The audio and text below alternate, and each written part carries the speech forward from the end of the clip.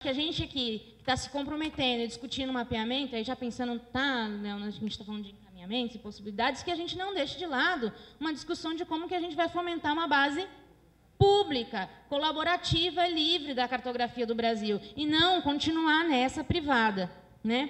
E esse momento que a gente vive, no início dessa década, que, como eu estava comentando aqui, é uma explosão. Eu até fiquei com curiosidade, vocês abriram uma planilha de quantos casos lá que usam mapas de vista, mais os 56 projetos que não sei o quê, mais os outros tantos que a gente conhece, ou seja, isso é o quê? É recente. Quais são os mais antigos desse? 1 ano, 2 anos, 3?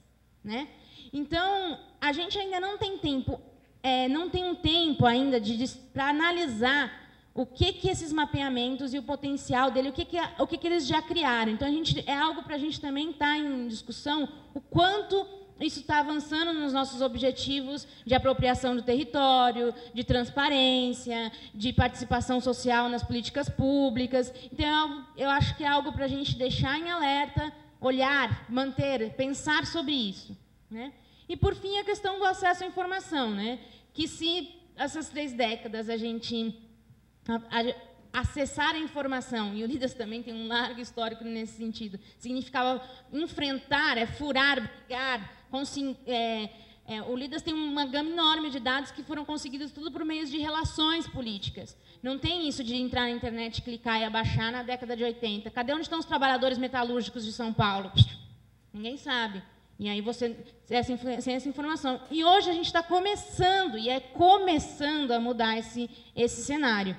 Né? Esse cenário começa a mudar com o paradigma do Open Data, né? do consórcio aqui do qual o Brasil faz parte, né? E o destaque do poder, algo que só podia existir com a internet. Ela destaca o alto índice do poder democratizante da internet, porque você não tinha como fazer isso em papel, nos métodos aí, enfim. A própria religião, quando ela é difundida, é a possibilidade da escrita da Bíblia. A mesma coisa, você pode pôr os dados de uma maneira que eles se tornem acessíveis. Mas é preciso dizer, e eu destaquei ontem isso na apresentação do Cultura Educa, os dados não estão tão disponíveis ainda. Então, o pessoal que está trabalhando com mapeamento e outras linhas de trabalho com dados tem um papel também, que é o papel de engrossar. Então, a gente está, nesse momento, ainda aberto no E-Democracia as discussões sobre o Plano Nacional de Dados Abertos. Então, assim, quantos daqui que estão fazendo mapeamento participaram dessa discussão online para a criação do Plano Nacional? Aqui ninguém, né? Então, o POP, talvez, que está... Mas, enfim, o POP... Então, isso é uma questão muito importante para a gente colocar aí como bandeira. Né? Hoje a gente consegue os nossos dados ainda, o que tem de microdados abertos não é uma imensidão de dados, são alguns. Né? Então, eu entrei numa briga com o DataSUS para receber o mapeamento, porque eles dizem, não, está tudo na internet. Mas sim, HTML paginado, eu tenho que fazer página 1, página 2, página 3, página... Onde é que está o clique aqui e baixa os microdados? Né? E na cultura, o problema vai além. Porque não tem só disponível porque há uma falta de vontade política. Não está disponível porque essas bases sequer existem consolidadas. Então, a cultura, e aí é o papel do SNCC, está no processo de consolidação das suas próprias bases. Então, a gente está realmente nascendo junto com o processo e podendo, digo aqui, meter a mão nisso, no melhor dos bons sentidos, pôr a mão na massa. Então, assim, esse processo de consolidação das bases da cultura, eu acho que é algo para a gente ter em mente também. A gente fala, base de teatro, mas que base é essa? Essa base ainda não existe consolidada. Não existe uma base XY que não cruza com a outra, que não sabe, que não tem padrão, etc. E aqui o exemplo mais concreto que todo mundo conhece, pontos de cultura. Né? A gente vai disponibilizar agora, na rede, um mapeamento de todos os pontos de cultura, da qual a gente teve que cruzar 4 listas de lugares distintos, certo? E que não se conversam entre si. A gente fez um trabalho manual de relacionar nome, responsável, etc., de 3.000 pontos de cultura no Brasil. Tá? Então, e isso, então, também avisando, a gente está, em breve, a gente já está lançando no Cultura Educa, com a possibilidade de abaixar microdados também, tá? Para todos usarem. Então, E aí, quando a gente fala, então, esse é um pouco do que a gente considera o cenário dessa, e pontos importantes para a gente considerar. E aí tem uma...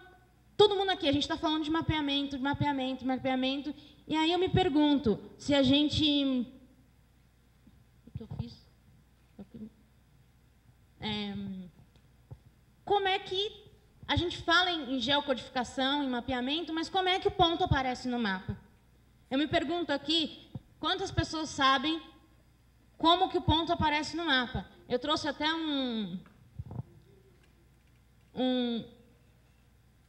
uma brincadeira aqui. Como que funciona o Google, né? Um grande ponto. Ver se vocês conhecem isso aqui. Pronto. O Google é uma mágica. O Google, você... Poderia ser isso que está por trás do Google, porque a gente não tem domínio. O que acontece para o Google pôr aqueles pontos? Por que eu coloco lá meu endereço e aparece um ponto no mapa? Como se dá isso? E se não for pelo Google, vai ser por onde? Então, isso é uma resposta, uma pergunta que eu estou colocando, provocativa. E antes do Google, como é que existia mapa e como é que isso estava no mapa? Né? Então, o processo de geocodificação, voltando aqui, eu vou acelerar agora, tá? O processo de geocodificação, né, significa atribuir um par de coordenadas geográficas a um registro, a uma imagem, enfim, num sistema de referência de coordenadas. Ele precisa ou de um GPS, ou de mesas digitalizadoras, ou por meio de uma base que já esteja georreferenciada, né? Certo? Bom, temos um especialista de geo aqui, que pode contribuir com essa discussão. Acontece que a gente precisa de uma malha, aquela que o próprio poder público não faz. A gente precisa dela para fazer geocodificação. Por que o Google consegue saber onde está o pontinho? Porque ele comprou a base de ruas por uma empresa privada que faz isso no Brasil. Comprou. E quem aqui tem essa base? Que ministério aqui tem essa base de ruas para fazer isso independente? O silêncio diz muito. Não tem. Tá? Então, está na hora de a gente pôr a mão na ferida de uma empresa privada que faz mapeamento, colocando... MapLink, na verdade, nem é a MapLink, tem uma empresa que é a Digibase, que faz isso. E que vende isso. 200 mil, 5 mil por mês, faz atualização, não sei o quê. Ou outras. O Google comprou isso no Brasil, no mundo inteiro. Comprou aqui de uma empresa, na empresa da gente que faz Argentina, comprou da gente. Sim, exato. E que fazem isso por um valor. E outra, a gente não pode usar essas bases indiscriminadamente. Essas bases, se você não sabe, mas tem uma rua que, se você der o zoom lá, tem uma rua que tem uma curvinha que só tem naquela base porque foi aquela empresa que fez. E se você usar aquela base, você vai ser processado. Tá? As fotos de satélite também é a mesma coisa. Né? As fotos de satélite é a mesma coisa. Né? Então, na verdade, assim, o que eu queria colocar aqui é que a gente está falando de mapeamento, mas a gente está falando de mapeamento na condição de reféns. Reféns da iniciativa privada, reféns da falta de dados, de poder tecnológico nosso. Tá? E se a gente for continuar falando disso e quiser realmente discutir isso, se a gente não passar por essa questão, a gente corre o risco de não ir muito longe. É o que a gente está colocando aqui. Né? E aí tem uma questão. Né? A discussão da informação geográfica, né, tem esse modelo, que é o modelo que estava aí nas décadas passadas, em que, principalmente na gestão, né, de sistemas na gestão pública, onde você tem lá o pessoal de orçamento, o físico, os projetos, etc., e a equipe de geo. Então, é um processo, suas determinadas caixinhas. Agora, para hoje, a gente tem que pensar num outro, a importância que hoje se atribui, que hoje se reconhece, a importância do território, entendimento do território no seu sentido amplo, onde a vida se dá, onde o território como processo, não como palco, a gente tem que enxergar a dimensão geográfica transversal a todas as áreas. E num sistema de informação significa que ele não é assim, eu produzo uma base em algum ponto da história, eu ploto ela no mapa. Isso não significa o uso da inteligência geográfica, né? E isso é importante a gente destacar, né? Você está só dando visualização, que é muito importante, porque também não se tem, mas é pouco, ainda está aquém do significado de pensar o território nas suas diversas possibilidades, né? Então, e isso é o que, enfim, conceitualmente a gente gostaria de apontar também. Na verdade, eu estou abrindo flancos aqui de discussão para vocês, para a gente pensar conjuntamente ou não, enfim, essas questões, se for considerado importante. E aqui a gente tem, assim, como é que nossas aplicações de mapa e de web mapping funcionam, né? Então, você tem a camada que a gente enxerga, a verdinha lá, no browser, que é... Desculpa, tem uma água aqui.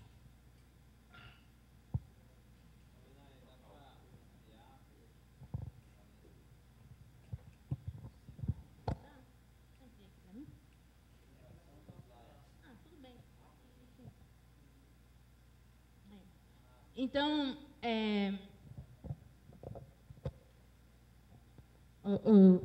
pegou. Então, essa é a estrutura de uma aplicação, dessas aplicações de web mapping que a gente tem hoje. Então, você tem lá na ponta a visualização no browser, que vai ser uma biblioteca em JavaScript, que é ali. O Google está ali, na verdinha, né? Que é o seu correspondente, por exemplo, pode ser o OpenLayers, né? Essa camada aqui de Tilecache, né, que onde é aquela possibilidade, o recorte que se faz do mapa e um carregamento mais efetivo dele, ele é uma camada intermediária que o usuário não vê, né? E aí vem o quê? Um servidor de mapas, que é o cara que renderiza a informação geográfica. E embaixo de tudo, a informação geográfica em si, né? E ela tem vários formatos que elas podem ser acessadas. E aqui a gente vai destacar qual é a escolha do LIDAS e que a gente considera que seria muito importante que a gente discutisse isso. Porque hoje se descobriu o Shape. O Shape, que era algo desconhecido há um tempo atrás, o Shape, e eu acho que, inclusive, a gente vai ter a oportunidade de discutir mais sobre isso, ele hoje a base, como a informação geográfica é trocada, né? Ele é num formato inicialmente proprietário exato, e que é como um doc, ficou tão difundido, né? E ele hoje o principal troca de dados geográficos se dá pelo Shape, né? Mas a gente quer discutir aqui alguma questão que o Shape ele também tem as suas limitações, principalmente quando a gente está falando de mapeamentos colaborativos, onde a gente está prevendo inserção de dados. O Shape ele é frágil para grandes aplicações que vão conter inserção de dados em múltiplos usuários, que é exatamente o que a gente tem aqui quando a gente está falando de cartografias colaborativas. Vários usuários entrando e plotando informação. Então, você pode até construir, com muito código, algo que dê suporte a esse multiusuários, para você não corromper a sua base, etc. Mas, nisso, você tem uma opção que sai na frente, que é o banco de dados geográfico.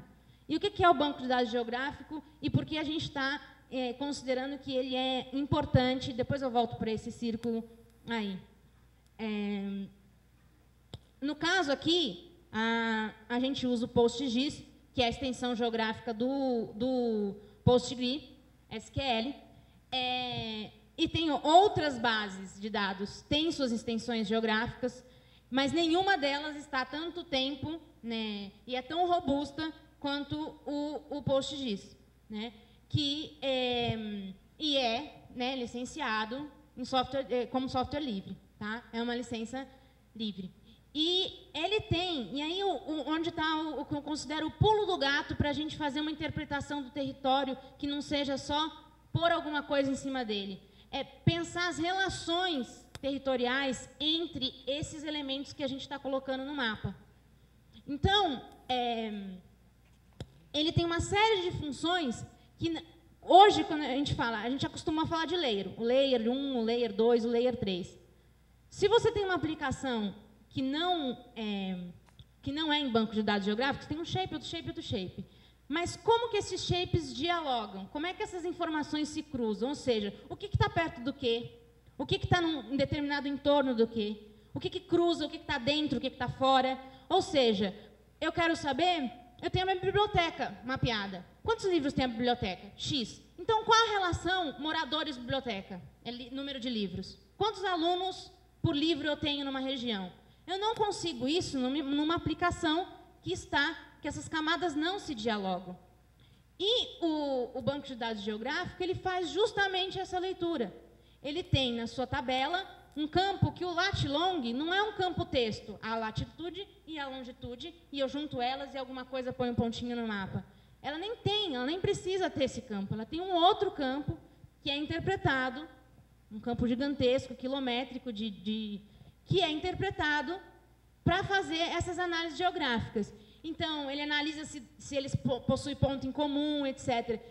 Aí, vendo as funcionalidades, elas podem parecer, mas para que isso serve para o que eu estou fazendo? Mas ela é a possibilidade, por exemplo, de criar indicadores de acesso, indicadores de uso. Por quê? Porque você não vê, não é só o que está embaixo. Se você tira, a informação continua lá e não tem nenhuma relação com o território que está embaixo, né? E aí, em relação às vantagens em relação ao shape, então tem essa questão do controle de acesso de múltiplos usuários, a possibilidade de realização de consultas complexas e o desempenho em grandes conjuntos de dados, que é aqui o que, bem, em termos de SNCC, é o mínimo que a gente está falando, são essas três coisas, né? Você não imagina um SNCC que não tem esses três elementos, por exemplo, né? Então, e aí, já finalizando, para deixar só as questões e passar a bola, a gente falou-se aqui do consórcio, da necessidade de um padrão e de um protocolo, e é muito importante a gente considerar que, na área de geotecnologias, já existe bastante coisa consolidada nesse sentido. E o Brasil já está aderindo a isso, e a gente defende que aqui o pessoal da cultura e todo esse poder aqui concentrado nesse formato de redes sociais e mobilização que tem aqui, a gente acredita que tem que ingressar essa força e não criar algo paralelo. Então, existe um consórcio, né, o OGC, que é um consórcio internacional que nasce na área corporativa, mas que depois ganha pela Open Source Geospatial Foundation, que é uma organização sem fins lucrativos que trabalha justamente nisso, que é apoiar o desenvolvimento colaborativo de software de fonte aberta geoespacial e promover uma utilização generalizada. Então, a OGEL está com vários projetos que vocês já podem ter ouvido falar, todos livres, todos que respeitam os padrões OGC, que são aqueles ali, que a gente também já ouviu falar, mas, né, que é o GML, o WFS, o WMS e o SF. Depois não tem por que entrar nessas coisas aqui, mas são padrões de troca de informação geográfica já definidos e estabelecidos mundialmente, livres, abertos, né? E, ou seja, a gente não tem que inventar um novo padrão. Esse padrão já está dado, construído e consolidado. Inclusive, eu acho que vale mais a gente dialogar com eles. E mais, as iniciativas... O Brasil hoje passa por um processo, a INDE, que foi decretada, né, um decreto de 2008, ela é justamente a Infraestrutura Nacional de Dados Espaciais, que é a criação desse conjunto de tecnologias, políticas, órgãos, enfim, da qual faz parte IBGE, e uma cacetada de outras entidades, que estão trabalhando justamente nessa padronização, né? Nessa padronização de metadados geoespaciais. Então, assim, hoje, a gente ter uma iniciativa de troca de informações que não dialogue com isso, a gente está indo contra o caminho de um diálogo. Então, a construção do perfil de metadados geoespaciais do Brasil, isso já existe, né? Então, assim, construir um repositório de shapes, que, por exemplo, um repositório de shapes da cultura tem que dialogar, tem que estar em formato isso, porque é isso que vai possibilitar cruzar o shape da cultura com as praças do PAC que estão lá na Indy, né? A Indy, depois vocês podem ver, tem um sistema lá que você tem vários shapes para baixar. Shapes de município, shapes disso, shapes de escola, shape não sei o quê. Você clica e abaixa, mas você também pode abaixar no formato GML. Você pode... E, mais do que isso, web service, ou seja, a possibilidade de... Eu não preciso toda hora, e por isso que é importante, na nossa opinião, que o SNCC adentre esse mundo e não ontem foi colocado aqui, então, mas você pode baixar todos os dados e transformar ele para um banco geoespacial. Mas, assim, a ideia não é que eu traga sempre para o meu servidor a imensidão de dados, porque isso significa dados que cada um implementa de um jeito, as bases ficam desatualizadas, etc, etc. A ideia é que a base fique lá e eu possa acessar ela. Se eu quiser fazer o dump, eu faço também. Mas que a API é a possibilidade de eu plugar lá. E se isso não está consolidado enquanto banco de dados geográfico, a gente tem um gap aí que a gente tem que ver como saltar, né? E aí, então, eu coloco, para finalizar, algumas questões que eu acho importante a gente discutir, que primeiro, e o principal, assim, por que ponto zero?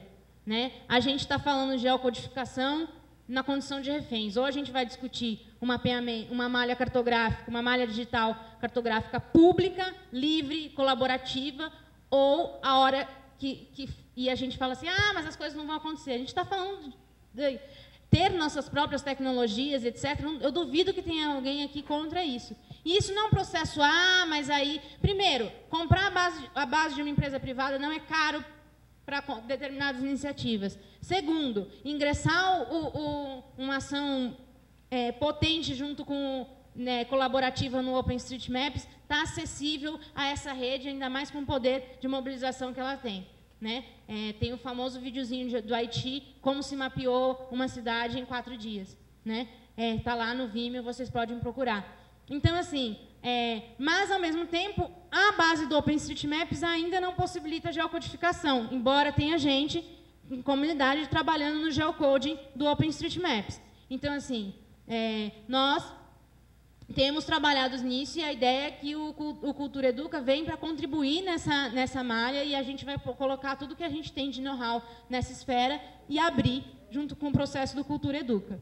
Né, nesse processo da malha cartográfica, na contribuição de um geocoding público e livre. Né. A terceira coisa são metadados padronizados, que eu acho assim, avançamos nisso durante muito tempo, todos os dados trocados no Brasil geográficos não tinham, nem sequer tinham metadados, e hoje você já tem uma consolidação para isso.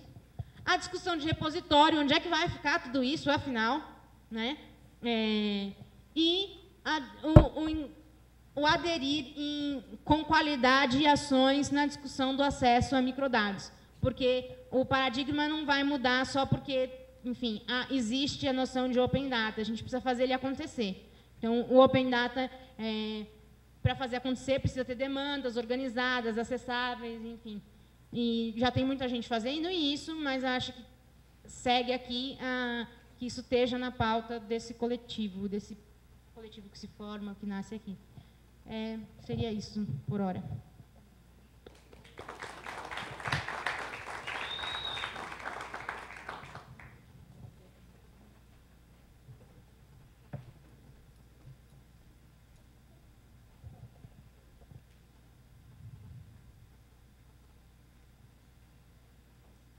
Antes de começar, só o que ela citou, vou colocar aqui no... o meu fica certo. Não, mas o anterior ao seu também estava. A gente falou esses dias de um repositório de shapefiles. O Miguel ficava ali, não prestando atenção em nenhuma palestra, ficou fazendo isso. E está no ar, então, a primeira versão aqui, já tem alguns que ele colocou. e aqui a gente pode enviar, seria legal pegar os do IBGE e colocar aqui e tal. E acho que a gente pode ter um ponto de partida aqui, apesar de ser uma coisa bem simples, é tudo em shapefile. Então, uma salva de palmas para o Miguel, gente.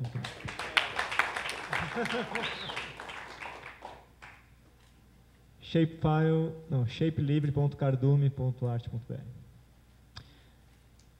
Bom, eu vou falar rapidamente, para a gente ter tempo para conversar. Eu vou fazer um contraponto em alguns pontos do que a Inaê falou, não de tudo, porque eu concordo com várias coisas. Mas eu me lembro, a primeira vez que eu ouvi falar de blog, alguém me falou, blog está mudando, nossa, internet, o negócio agora é blog, está revolucionando. Eu falei, tá bom, deixa eu ver o que é isso. E na época eu já programava um pouco, já tinha site, já tinha umas coisas, eu fui lá ver. É um campo de texto, um text area que você envia e salva. O que isso tem de mais? Para mim, né, a visão estreita do programador ali, que não saquei o potencial do negócio, eu vi, pô, isso não é nada demais, isso aí eu faço em 5 minutos. Qual que é? Não entendi. O que isso está fazendo? E aí, obviamente, a gente foi perceber com o tempo, e eu não tive a sensibilidade naquela hora, naquele exato momento que eu vi, de que você dá uma ferramenta simples o suficiente para uma pessoa que não manje absolutamente nada de programação, coloque conteúdo na rede, isso é transformador e, enfim, vídeo de Twitter, que é só, não tem nem título, é só uma caixinha, enfim, e por aí vai. Então, acho que o potencial de uma ferramenta, por mais simplória que ela seja, e por mais tecnicamente fraca que ela seja, mas que ela dê potencialidade das pessoas botarem coisa na rede, eu acho que é incrível. Assim. E quando a gente começou a pensar no mapas de vista, eu não tirei isso da minha cabeça, sabe? Falei, olha, por mais que isso não seja uma base de dados geográfica, por mais que isso seja só uma coisa simples de, colocar um ponto no mapa, o potencial social disso é incrível, porque muita gente, o que precisa é isso, botar um ponto no mapa. E talvez aí seja o primeiro porta de entrada para poder começar a pensar essas outras questões que a Inaê colocou, que são cruciais. A primeira delas, e mais latente de todas, é a base de dados de mapa, das ruas e tal.